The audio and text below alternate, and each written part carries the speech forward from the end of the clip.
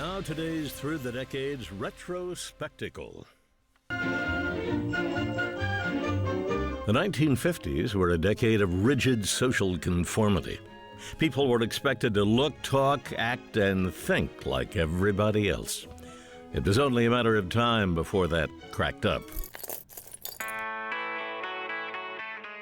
In the 1960s, faced with an unpopular war that they were told not to criticize, a significant segment of the younger generation rebelled against their parents, their communities, and their government.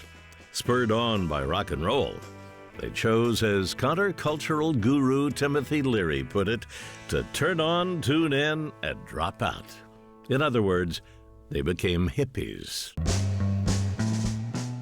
The long hair, the stoner speech patterns, the peace symbols, and the flower power, at the time they were viewed as a very real threat to the American way of life. In addition to opposing the war, hippies advocated communal living at a time when communism was the country's ideological enemy. They spurned the work ethic in an era when people defined themselves by their jobs.